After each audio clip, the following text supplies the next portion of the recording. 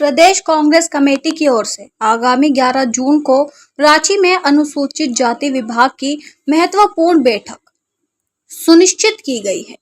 बैठक के संबंध में राज्य के वित्त मंत्री राधाकृष्ण किशोर ने प्रदेश कांग्रेस कार्यालय में आयोजित संवाददाता सम्मेलन में विस्तृत जानकारी दी। उन्होंने बताया कि इस बैठक में कांग्रेस के प्रदेश प्रभारी के राजू से प्रभारी डॉक्टर बेला प्रसाद, अनुसूचित जाति विभाग के राष्ट्रीय अध्यक्ष राजेंद्र पाल गौतम, प्रदेश अध्यक्ष केशव महतो, कमलेश समेत पार्टी के कई वरिष्ठ नेता शामिल होंगे।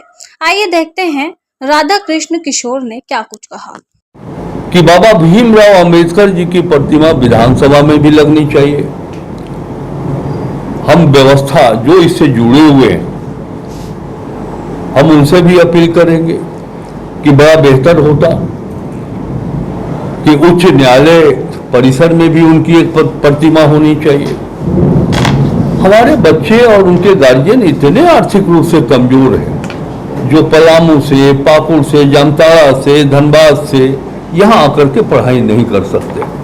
बेटियां चाहती हैं कि हम आगे पढ़ें, हम आगे बढ़े, उच्च शिक्षा ग्रहण करें, लेकिन रांची राजधानी 25 वर्ष हो गए, हरिजन जाति के बेटियों के लिए एक भी छात्रावास यहाँ नहीं। तो ये जो सामाजिक आर्थिक रीजन है, इन सब विषयों पर हम चर्चा करेंगे 11 तारीख की बैठक में। और ऐसा संभव हो सकता है कि उसके बाद के राजू सर अगर कोई निर्णय लेते हो तो फिर हम हरिजन जाति की जो समस्याएं हैं उसके निराकरण के संदर्भ में राज्य सरकार का ध्यान आकृष्ट भी कराएंगे। इतनी बातें आप तक पहुंचानी थी। बहुत बहुत धन्यवाद। यदि कोई पूरक हो पूछे तो उसका हम प्रयास करेंगे। उसमें टीएससी के तर्ज पर इसके लिए भी एडवाइजरी काउंसिल गठन करने की घोषणा की गई है। इसको लेकर सरकार का क्या प्रयास? देखिए, इसी विषय पर तो हम आगे बढ़ रहे हैं हम लोग,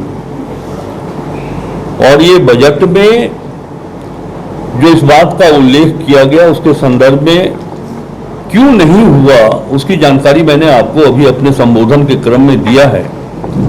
क्योंकि ये परामर्शदात्री के संदर्भ में 2008 में ही अधिसूचना जारी कर दी गई थी, नियमावली भी बन गई थी, और ये फंक्शनल नहीं हुआ। ये पहला अवसर हुआ उसके बाद ये हेमंत सोरेन के नेतृत्व वाली सरकार की संवेदनशीलता कह सकते हैं, जिन्होंने बजट भाषण में इसका उल्लेख किया है कि हम करेंगे, हमारी सरकार करेगी। अब इसे लेकर के हमें आगे बढ़ना है। जो प्रक्रिया है उसको हम पूरी करेंगे, और इसके साथ साथ आयोग, देखिए, परामर्शदात्री में सिर्फ एडवाइस करना होता है। जैसे ट्राइबल एडवाइजरी काउंसिल का कॉन्सेप्ट क्या है?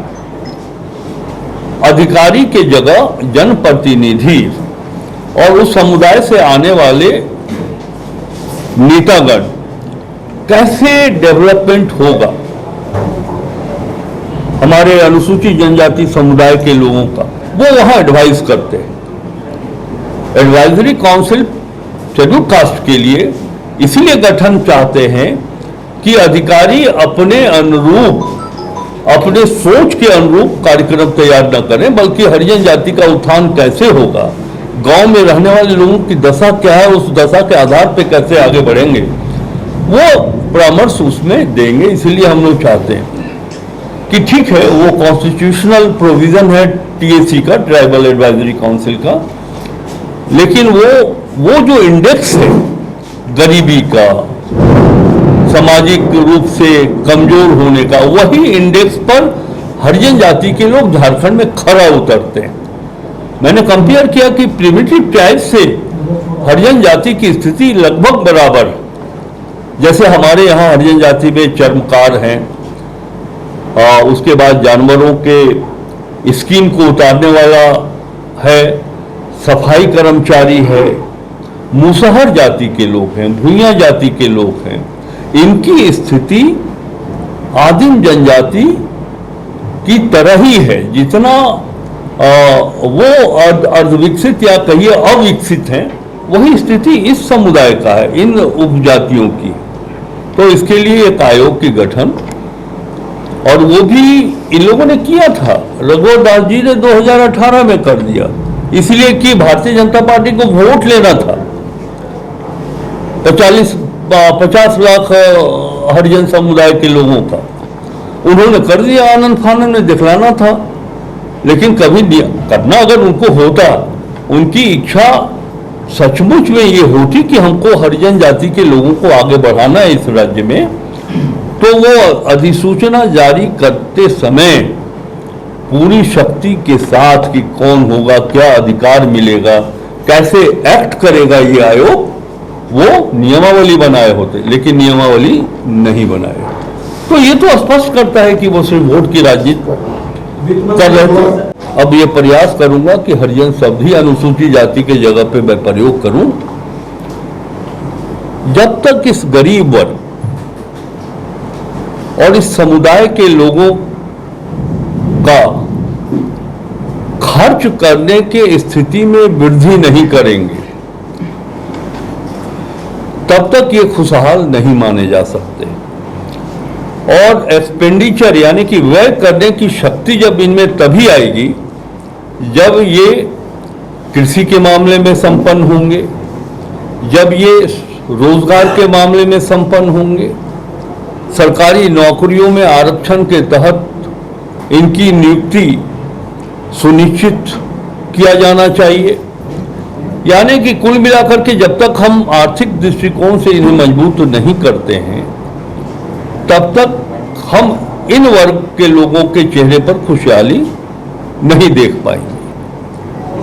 उद्देश्य यही है 11 तारीख के अनुसूचित जाति के सदस्यों के साथ, वरिष्ठ नेताओं के साथ मिलकर के कि कैसे वो रूपरेखा दिया जाए कि झारखंड में रहने वाले लगभग 50 लाख हरिजन जाति के लोगों का सामाजिक आर्थिक उत्थान किया जा सके।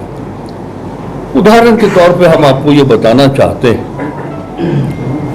2-4 दिन पहले ही मैंने एक पत्र लिखा था और हरिजन जाति की भावनाओं से माननीय मुख्यमंत्री जी को यह अवगत कराया था कि झारखंड में हरिजन जाति के लोग ठगा हुआ महसूस कर रहे हैं, और इसके पीछे अगर कोई रिस्पॉन्सिबल है तो पूर्व के भारतीय जनता पार्टी की सरकार, उनके ही कार्यकाल में हरिजन आधिकारिक रूप से उन लोगों ने कहा है अनुसूचित जाति परामर्शदात्री परिषद, इन लोगों ने गठन किया, लेकिन कभी भी वो धरातल पर नहीं उतरा। उसमें लगभग 26 सदस्यीय समिति भी बन गई, नियमावली भी लोगों ने बना दिया, लेकिन कभी फंक्शनल नहीं हुआ। उसी तरह चूंकि 2019 में विधानसभा का सामान्य चुनाव होना था, तो हरिजन जाति के वोट को आकर्षित करने के लिए भारतीय जनता पार्टी ने आनंद फानंद में अनुसूचित जाति राज्य आयोग का गठन कर दिया। भारतीय जनता पार्टी के एक कैडर को अध्यक्ष भी बना दिया गया, लेकिन उनके पास सिवाय गाड़ी के और कुछ नहीं था। ना तो कोई ऑफिस मिला, ना ही ऑफिस में कोई पदाधिकारी उनको उपलब्ध कराए गए, और एक केस भी अनुसूचित जाति को लेकर एक केस भी डील नहीं किया गया उस आयोग के माध्यम से। और आज वो आयोग डिफंक्ट हो गया है। कोई, जैसा कि मैंने कहा कि डिफंक्ट हो गया, यानी कि कोई अस्तित्व है ही नहीं।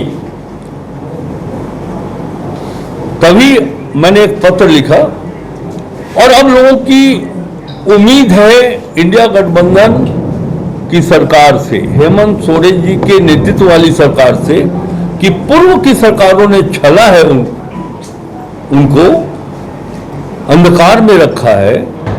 सिर्फ वोट बैंक की राजनीति के लिए उन्होंने परामर्शदात्री परिषद का गठन बना तो दिया, नियमावली बन गई, अधिसूचना जारी हो गई, उसी तरह आयोग का भी गठन हो गया, लेकिन कभी ये फंक्शनल नहीं रहा है। अब जो 50 लाख के करीब अनुसूचित जाति की आबादी है, उनको पूरा भरोसा है हेमंत सोरेन सरकार पर कि हम उनके लिए करेंगे।